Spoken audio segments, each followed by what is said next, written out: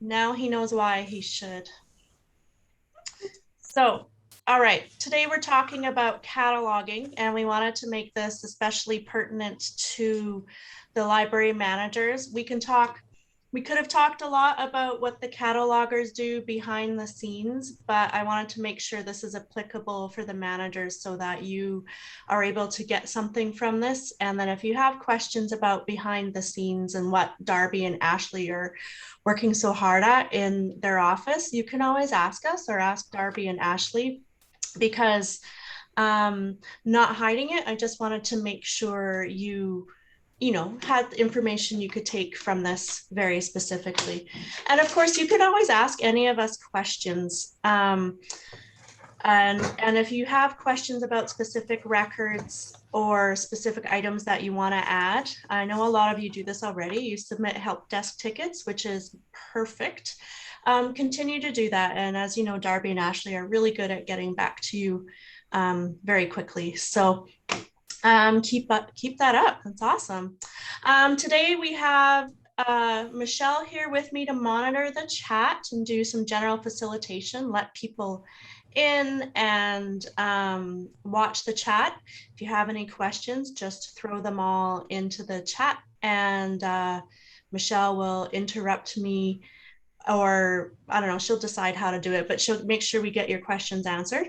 And we also have Darby here with us as well. And Darby, as you know, is one of our cataloger extraordinaire. She's been with us for a while and she's here to lend me some support because I am not a cataloger, but I'm trying. She knows very well. I'm trying to understand, but there are some things that still escape me. So she's here to help out, and it's awesome. I appreciate both of you coming to help. All right, let's get these slides up and going. Let me remember how with Zoom. I got so used to using Teams. Share sound? I don't need to share sound. You I have already no. are. Yeah, it's just me. All right. And yes, I know. Thank you. There we go. Just catching up. Just catching up, you guys. Okay. So today we're going to talk specifically about item adds, volume control, and we're going to talk about the cataloging sheets. And there's actually a new edition this morning I'll talk a bit about. So for item records, when you're adding an item record, you want to make sure you have as much information in there as possible. And I'm assuming a lot of you already do item adds. Are you guys comfortable doing item adds? Yeah. The two heads I can see are nodding. It's so tough over Zoom, but to do an item add, it's usually fairly simple. The more information you have, the better. You're going to need the title and author, of course, from the bibliographic record you want to link it to. So you're always going to start with a bibliographic record that's already in the system, and you're going to add to that. If there is no bib record, that's where you can either contact Darby and Ashley by ask at nlls.ab.ca, or you can submit a ticket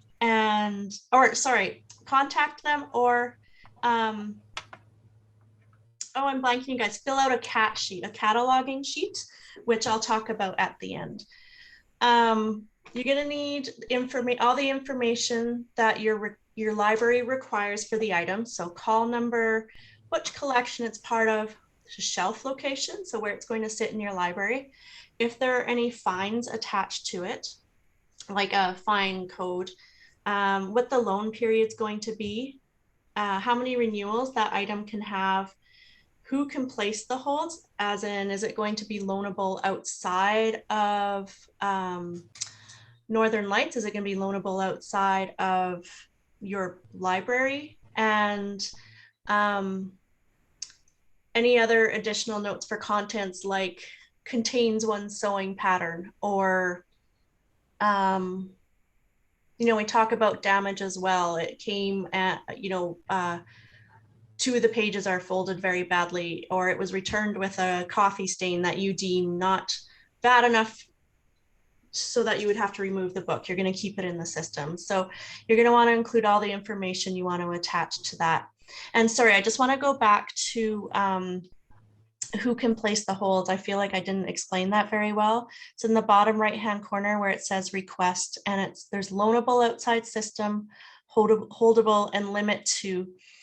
And you can make it so that it will go out to other patrons around the system or around track, that people can put a hold on it, or do you want them just to be able to browse it in the library, or you want them to contact you to see if they can take it out?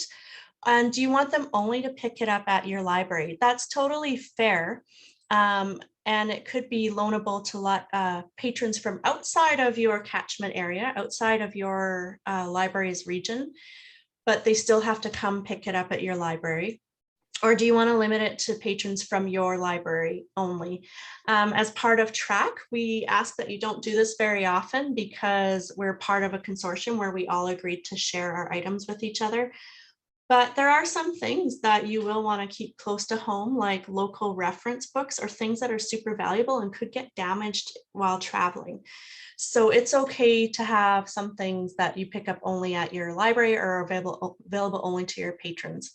Also, things like instruments, those don't travel well. You don't want to be putting that on Van Run. So that's something that your patrons only can have access to, or that they have to pick up at the library. To create the item, you're going to start with the bibliographic record. So you'll want to search by the ISBN. And so you want to search by the ISBN, and if not the ISBN, the UPC, because they are item specific. And I'm pretty sure I don't have to tell all of you where to find these items, but in case you're ever wondering, where is my, I'm sorry, everyone.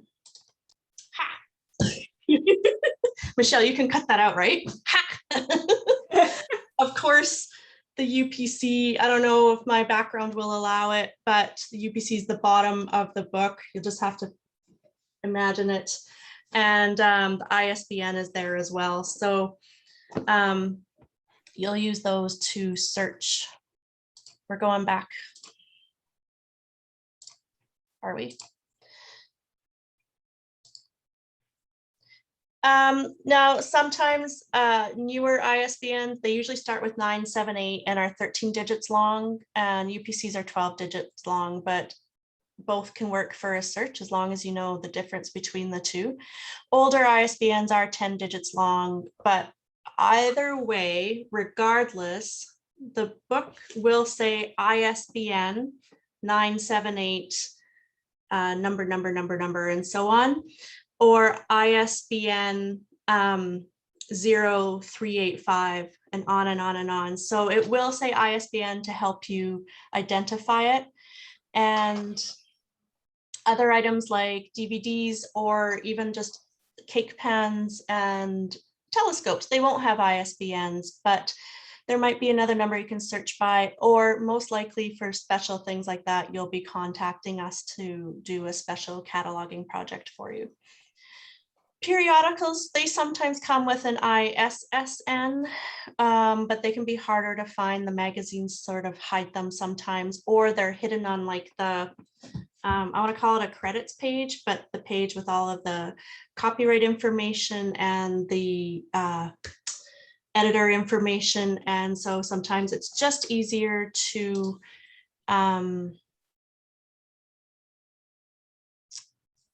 sometimes do your best, or you could contact us or find another searchable piece of information that might help you find the specific bib record you're looking for.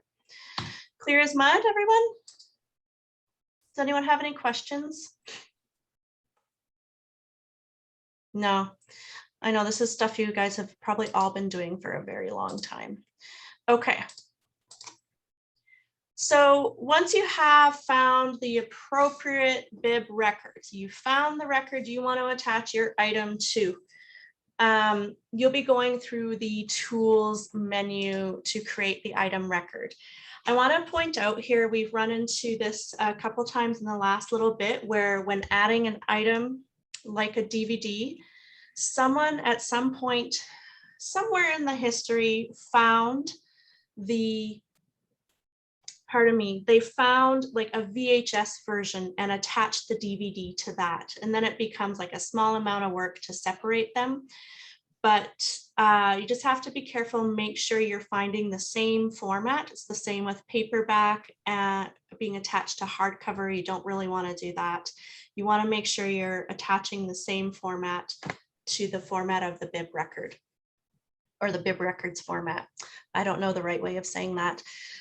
So to create the item record, you'll want to go to Tools and look on down to find Create Item Records. There is an icon for it as well. Darby highlighted it. She's the one who created these slides, by the way. I need to give her credit. She did a great job. There is an item record icon that you can look at as well, or use, or look at it.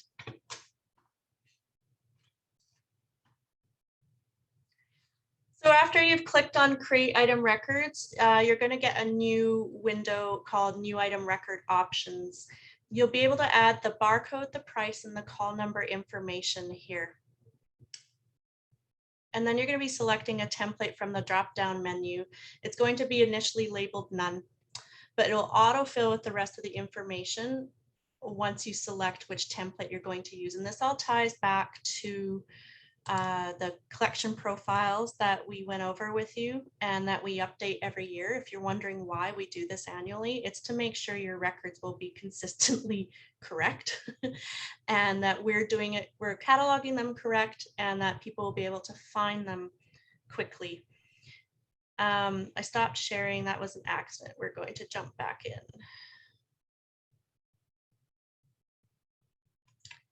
There we go. Finally popped up.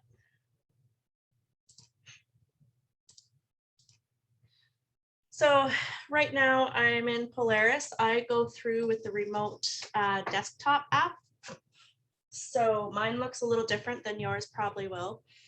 And we're going to look for the bib record I have here in front of me, The Night Circus by Erin Morgenstern.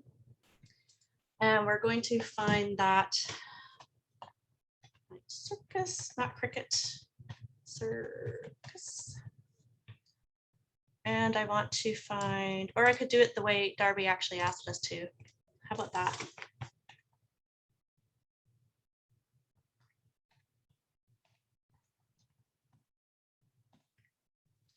So we found The Night Circus. Everyone can see this, right? Michelle? Yes, visible. Thank you. I can't see you guys anymore. That's why. Okay. And we're going to create item record.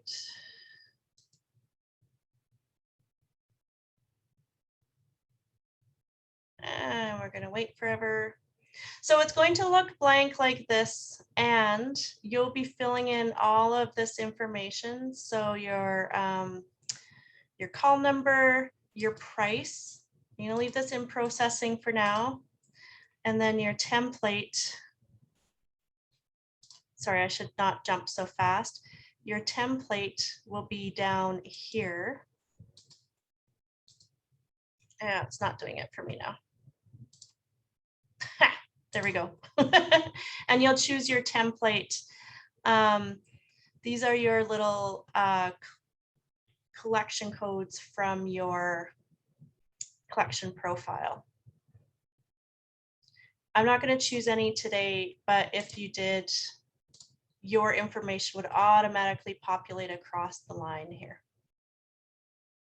And then you'll want to put your barcode in up top. I don't want to fill anything in just because I don't want to risk it.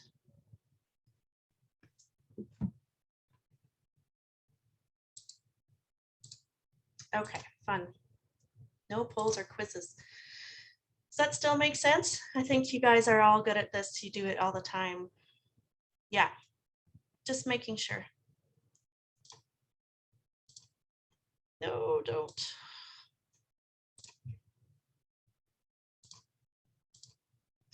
You'd think I've never done this before today. Hey, Michelle? Like, what's going on? It's a Thursday. That's Friday's Eve. You can't be expected to concentrate. Oh, thank you. Thank you so much. You just made me feel a lot better. I'm like, why can't I click on anything or find anything today? All right, so in your new item record window, you're going to have to replace, it's going to pop up and replace the new item record options. And you'll have a chance to make sure everything's correct before you save it and add the item to the system. If you didn't fill in any info earlier, like if you're like me and you have a trigger finger, because I click on the save button all the time or the send button all the time before I'm ready to send something, I don't know what it is. I don't like this about myself. You'll be able to change it in any of these fields right now. So it's a good chance it's a good chance to make sure everything's correct. If your items, if they have multiple things, like if it's an audiobook with lots of discs or a kit with lots of pieces, you're going to want to add the check contents note in the notes and notices menu. And most of them add a pop-up when the item's checked in, and some of these can be blocking pop-ups, so the person won't be able to, the person checking it out won't be able to go through the checkout without hitting OK, so that they have to check, or in theory, they should at least read the note. So the label's automatically going to be generated in the label manager when you create the new item. And if you don't want to use the labels, make sure you clear your label manager, or eventually Polaris will tell you the manager is full. And I believe it fits 500 items, but Darby can correct me if I'm wrong. Joanne? Yes. Naomi has a question about printing labels. Oops, 1 second. About printing, oh, geez. I got Chantal. Okay. Is there a way to remove magazines from your labels so you don't have to cut and paste all the time if they're in the middle of the label page? I don't know offhand, and I can't seem to open up. Darby, I was wondering, would you be able to help me with this one? Are we able to remove the magazines altogether? You can right click on individual labels in the manager and what, can you?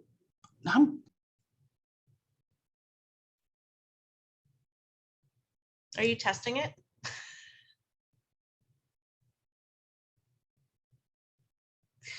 Okay, Naomi, we'll figure this out and let you know. I think that's the easiest right now. You're not the first to bring this up, and I know it's got to be frustrating. You can right click on an individual label and it'll have a delete line and you can remove just that label. Does it that's easier. Does it automatically bump the rest up? Yes, it does. I just tested it. Okay, right on. You're a rock star.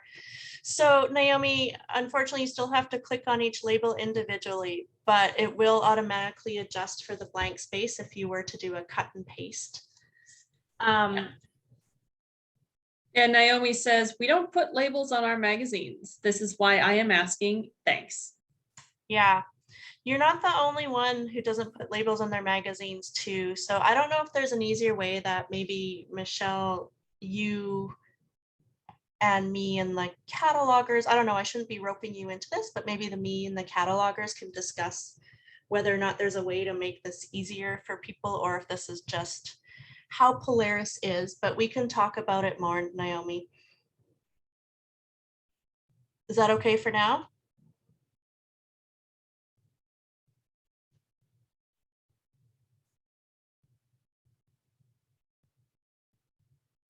Okay.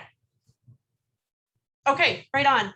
Yeah, let me know how it goes, Naomi, or let Michelle go. I think she's your consultant, right? And I'll, based on your feedback, I'll work on it a bit more, see what we can do. I'm hoping there's something we can do. Because again, you're not the only one.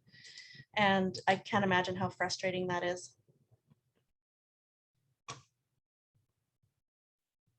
Okay, so blocks, check for content. Darby just included a note here at the bottom where it says blocks library assigned. You want check for contents needed for program, send to cataloging technical services or C note. That would be the place to add those specific blocks. And again, they should do a pop-up and prevent people from checking things out or in without being able to easily pass the note. Volume control, our favorite. Volume control is super important because this can create, if you don't include the right information in volume control, like if you put basically the wrong information in volume control, it mucks it up, it makes it hard for patrons to place holds. And then if that item's deleted or withdrawn, the holds don't get readjusted. Any holds assigned to that item are just gone. And so it's super important that we tell you how to do this correctly, because right now, and it's not been a huge problem, but the reports can be long. Carrie goes through the volume control reports and actually manually fixes the records. And so, I mean, last week was a short week. There were only 80 records, but she gets over like 150 sometimes. So, and we want to make it so your patrons don't lose any holds or things don't get mucked up, or that they're prevented from putting holds on things. So what happens with volume control is that it works when you add information to the volume field, which is clear as mud right now. It should only be used for periodicals and splitting television series. That's it, nothing else. It shouldn't be used for book volumes. And because it does force the patron to choose a specific volume when placing a hold. So yeah, only items with that volume can fulfill the hold. And then it stops other libraries from being able to circulate it properly. Basically, Polaris is a bit picky. So the volume control on the item record, when you open a normal item record, it's basically, I don't know, at the top in the middle, sorry, at the bottom in the middle, and it's clearly labeled volume. I think you've probably all had some experience with this. And what it does is when you open it up and track, when you open that item up and you place request, it's going to say, please select and request a specific volume by clicking one of the icons in the where is it selection and the where is it section below. This can be handy, but again, it can be quite mucky.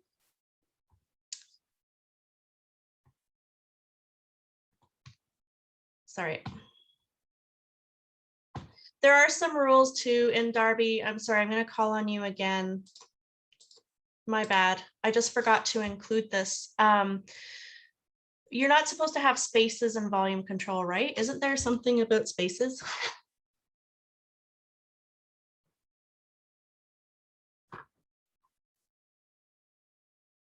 Did I lose Darby? There's a chart, Joanne, that was sent out to the managers. I can't remember if they emailed it or sent it in Van Run, that had the specific ways to fill the volume fields out. And Right it's the on. one, it's the one you got in front of this right now. Okay, so I didn't have that chart until this very moment. I apologize, everyone. So basically, you're going to want to copy all of these specifically. You're not going to want to veer away from what's listed in this chart. And again, they're very clear, like don't use the volume control for combo packs. And it's okay to have a space with disk set, but I know Carrie, was telling me not to use spaces otherwise.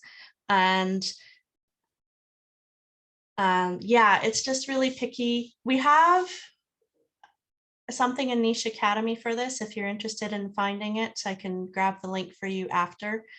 And it's in the tip sheets in Niche Academy as well, which I didn't realize. So my apologies, everyone. Does anyone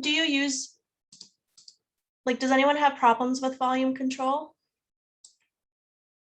here? It's hard when everyone's camera's off, and that's okay. But I guess if you have problems with it, let me know, or let us know and we can help you with it one-on-one. And I did it again.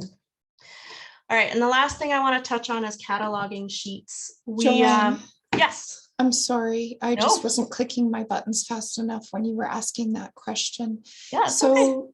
if Northern Lights has somebody who's weekly checking volume control, on their side of things, does it indicate what library is doing that? We believe it does. Michelle, Kayla, and I were talking about this morning. We don't know for sure. I have to ask Carrie to show me the report, Right, but because it would show who the owning library is for sure. so my thing is that you know, I leave some things to staff. So if you're getting reports back that I'm not aware of, if you could give us a heads up. Yeah, thanks, Leah. We were talking about that this morning. Like if there are any trends, we can just talk to the individual libraries. I mean, it's just, I think it's personally like a simple mistake or like a simple I didn't know, because I literally didn't know until Carrie explained it to me last week. Yeah, So, the volumes control for the what do you call them? The mangas and that's been a discussion here. So I just wondered if it's Okay. affecting things at your end. we'll find out. Yeah, we can take a look and we can look for trends as well. Again, like, I don't know, I think this could be such a simple mistake because I feel like it's such a small thing that makes such a big difference. Really, you know, it's not, I don't know, it's such an easy thing to do. Just to interrupt for a second, Tammy agrees with Leah. If she's doing something wrong, she'd love to know. And Darby says, the volume control report is a record set and it shows the library's item record. Yeah, but Carrie pulls the record set for all of the Northern Lights libraries. Darby, you and I can talk after. Yeah. When I was doing it is a record set and it has all the items in it. So you would know which library it is and you could see Yeah, who last saved it, if that would help you. yeah, Yeah. okay, thanks. So do you still know how to do that, right? I could pull that, we could talk after tomorrow. Yeah, I'm assuming it didn't change drastically. I could find the record set earlier. I doubt it changed at all. Thank you, Darby. Thank you, Michelle. Okay. So the cataloging sheets, I think you probably all use these already, but I just wanted to go over them. This is for when you want Darby and Ashley to catalog things for you that don't already have bibliographic records, or if they're like, if you're building your library of things and you need support with the cataloging for those things, or if you have a special project.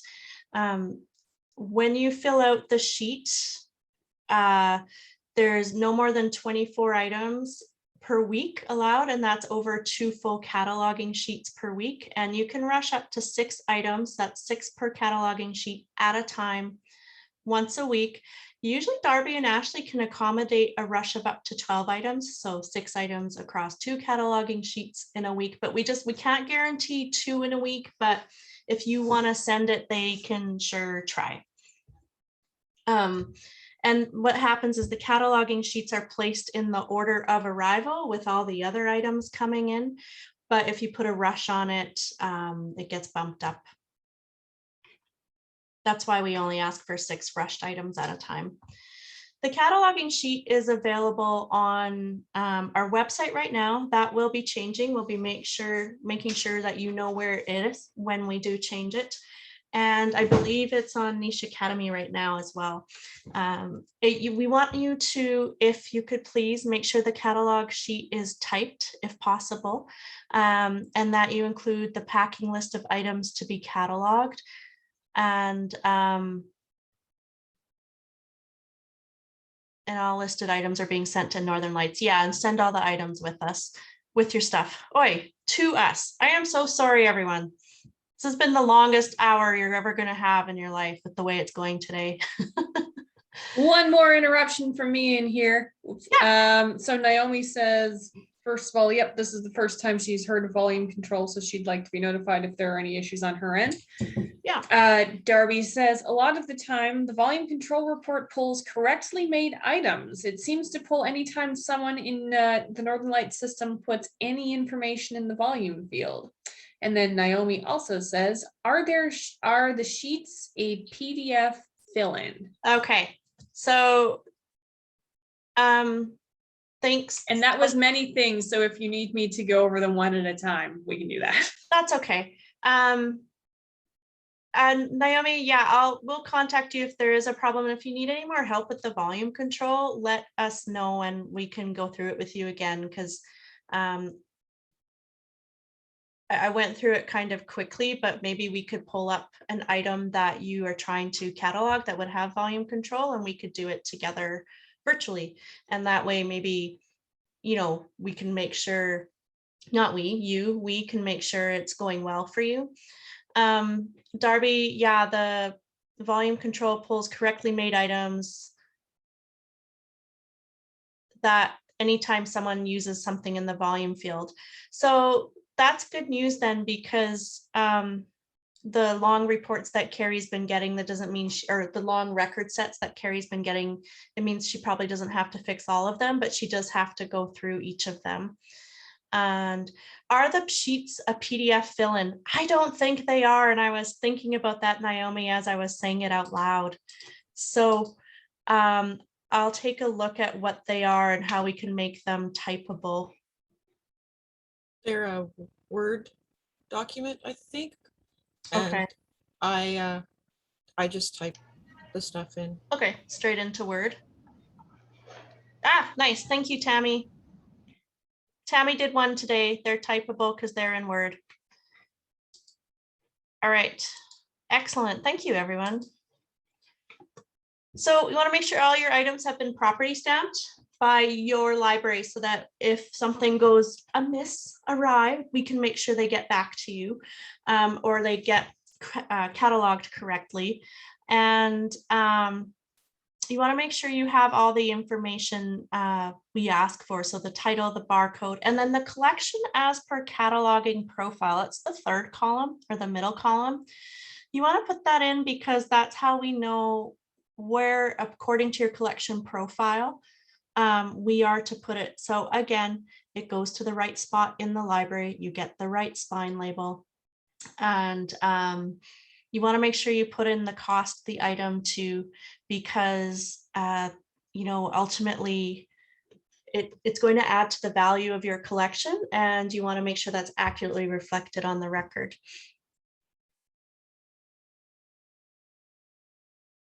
Yeah, and then as soon as your items get home back to your library, you can check them in again. Okay. That was a thoroughly confusing presentation by me. Do you guys have any questions? Sorry, Joanne. Yeah, I do. Okay, Yeah. So Scholastic. When I get a Scholastic book, it often is already in there, but it has a different ISBN number.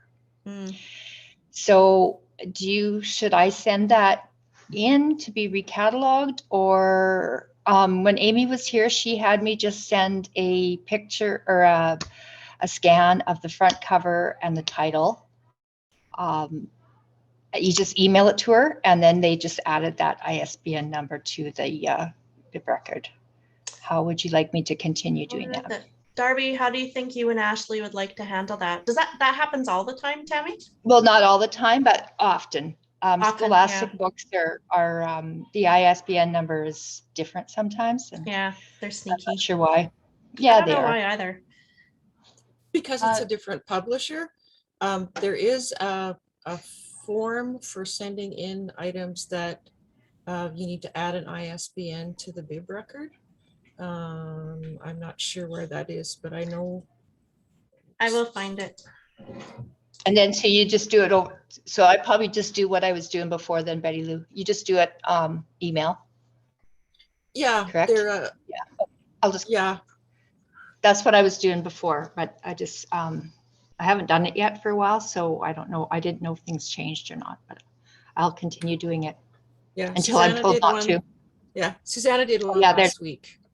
Okay, so I see Darby's got one, has the link on chat. Thanks, Oh, Darby. you're fast, Darby.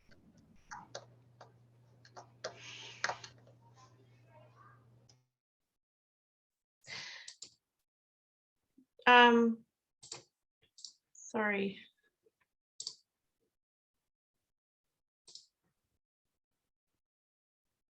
Okay. Right on. Okay. So yeah, you can just fill that out.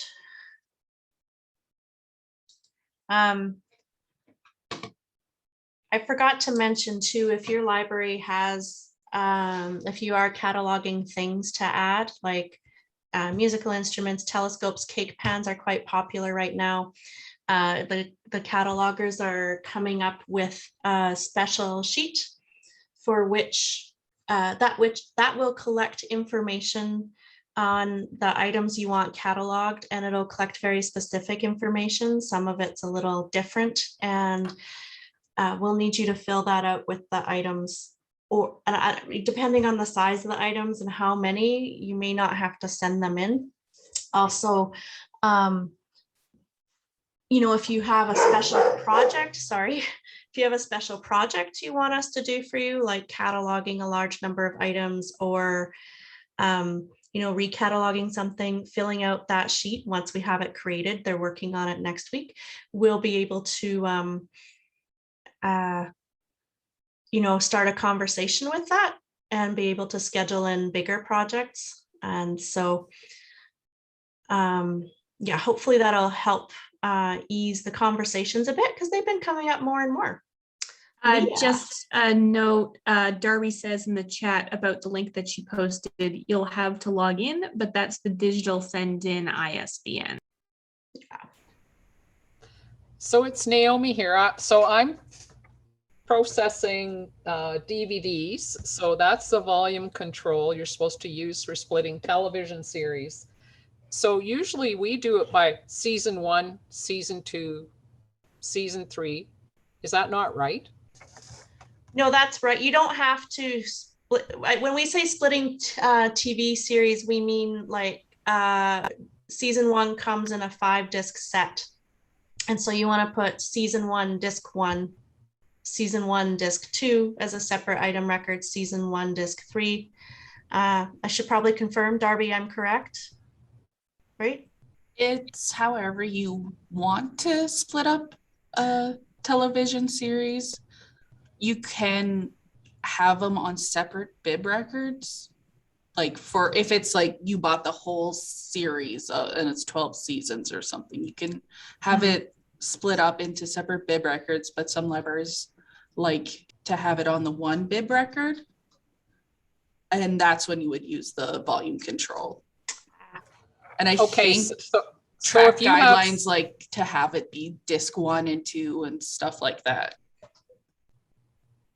So if you have season 1 that has 3 discs and that's your bib record, we are normally putting please check for 3 discs and leaving it as just one bib record. Yes, if the bib record is just like season 1 of Supernatural is the first thing that came to mind. Season 1 is Supernatural, and it's just all of those, just that. You don't have to split it. Some libraries will split up the discs. That's their choice. And that if you see another library has split up their items into disc 1 and 2, and they're sharing it like that, that's when you would have to put disc set. But if it's nobody's done that at all, you don't have to do anything. You can just share it like that. Okay, so then I think we're doing it right. Sounds like. Okay, thank you. It sounded right to me. If you're not splitting it at all, you're just sharing the season, you don't have to put anything in volume. Yeah, okay, thank you. Yeah, volume control you don't really need unless, very specific situations. I'm so helpful that way. I know. What can And I Leah say? has her hand up. Okay. In regards to the sheet for kids or gadgets to go, is that sheet going to be located in the same location as the catalog request sheet? Yes. But that location is going to be changing. I don't have a timeline on that, but we'll let you know when that happens, and we'll show you, and we'll probably have some kind of tour as well, because with Hardick on board now as the web development person, I don't know his title, that's horrible. As the web development person, he he's sort of looking at to the website and how we can better organize it and make it easier, have fewer sort of locks and guards and things up to make it easier to get to information. So, but I don't know when that will be yet. I am on that team. We're not there yet. So we'll let you know, and we'll announce when that sheet comes out, and how you can use it and how to fill it out. Just to formalize it a bit, because a lot of people are having libraries of things, which is super great. But then we have people contacting us wondering how to catalog cake pans, or again, musical instruments are the two that come up and come into my mind all the time. And so how can we make this easier for everyone? I'm hoping by my collection development webinar in a couple of weeks, we'll have it, but I'm not guaranteeing that yet. Thank you.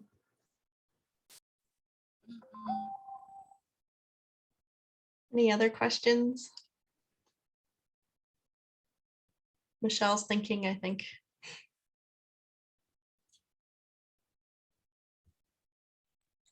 Just waiting to see if anything comes up in the chat.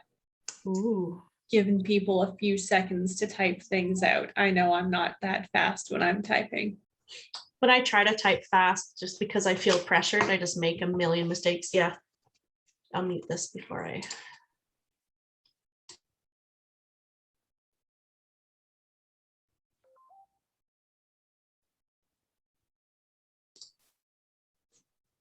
Did everyone have to dig themselves out from the snow, or some people lucky enough to have covered parking?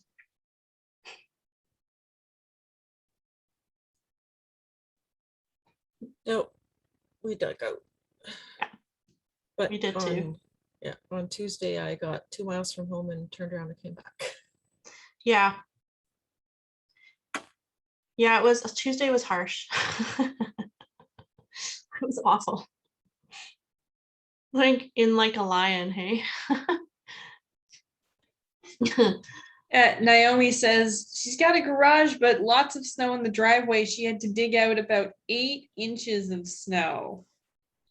And then Melanie dug out the home and the library. The library. Oh my goodness. Yeah. And for some reason, my son and daughter-in-law didn't have any sympathy for me and from Egypt. They said they're not really jealous. I know. That's exactly what I said, Michelle. Well, they They better said be keep on hosting. shoveling. They better be hosting you for Christmas. No, they'll be gone. They're gone for a year. So, but they better bring me something nice. Yeah. No, but they should bring you out to Egypt for Christmas. Yeah, exactly. You know, I used to love the idea of Egypt, but I don't know why, but it scares me a bit more now. I don't know if it's just like bad news coverage. Thanks for coming, Leah. Let us know if you have any questions, please. Well, there have been a few revolutions there in between when we were kids and now. Yeah. Yeah. But I mean, I idealized it when I was a kid. Like when I was in grade 3, I loved Egyptology, including mummification. And It's the pretty process. cool. It is, but I was like an 8-year-old doing I did a presentation on the hooks they used. Oh, wow. Actually, they said they saw a mummy in Turkey when they were in Turkey. That's where they saw the mummy. Oh, yeah. So, 8-year-old Joanne would have been so excited. But I know it's not like that anymore. Yeah. Well, okay. Do we have any other questions about volume control, item ads, or the other fun stuff? Nothing has popped up in the chat. Yeah. Again, if you have any questions, just let us know, or if you're curious about how the rest of the process works, feel free to ask, and we can tell you, what Ashley and Darby do. We ask that you don't do the bibliographic records and all that official stuff, but Track has yeah. I get those boxes from Smart Apple and whatever.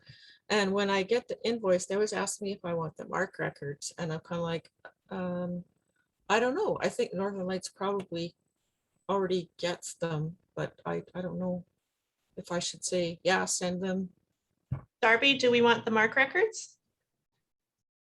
If you want to get them for us, that's always helpful. I think specifically Smart Apple, the items that come to me are other libraries might have gotten the MARC records already, so they're not hard to catalog. Generally, there's some information in the system, or there's easy records to find. So that's up to you if you want to forward that on to us, and then you wouldn't have to send it in, so you can clean up from there. Yeah, we generally do most of our own cataloging for those anyway. We might not this time because I got 3 of them, but it's about right. Yeah, and the deadline for spending your allotment is coming up December 3rd. I'll be sending out an email, but you could try and get that spent. If you need any help with that, feel free to contact Diane and your consultant, and we can talk about it and help you identify ways. If you're having problems finding ways to spend it, there are other ways. And yeah, it's just the year's coming, it's ending soon. So crazy. No more questions? Michelle, is Tuesday's coffee chat up yet? My internet crashed at 10 minutes to 1. Oh, Yes, 1 second. Let me put it in the chat, the link in the chat actually, so you can all access it. 1 second here. Thank you.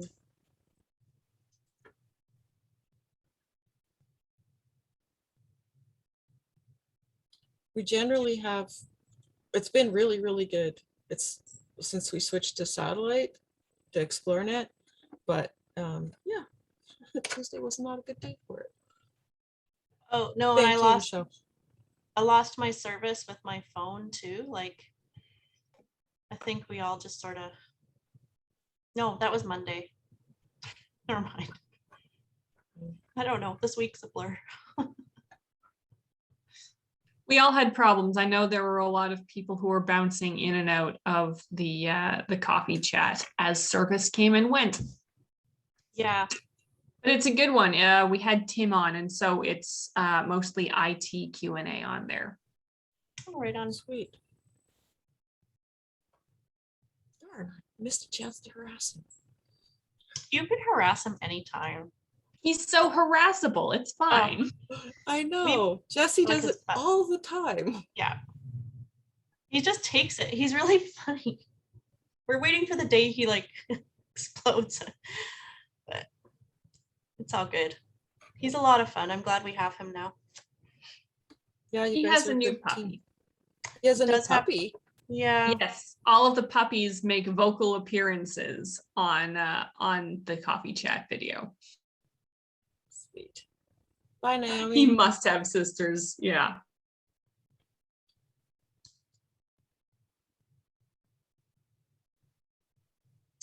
All right. Well, I think I'm gonna head out. Thank you everyone for coming, and we'll be posting a version of this for everyone to see. Awesome. Thanks very much, ladies. Have a good afternoon. Thank you. You too.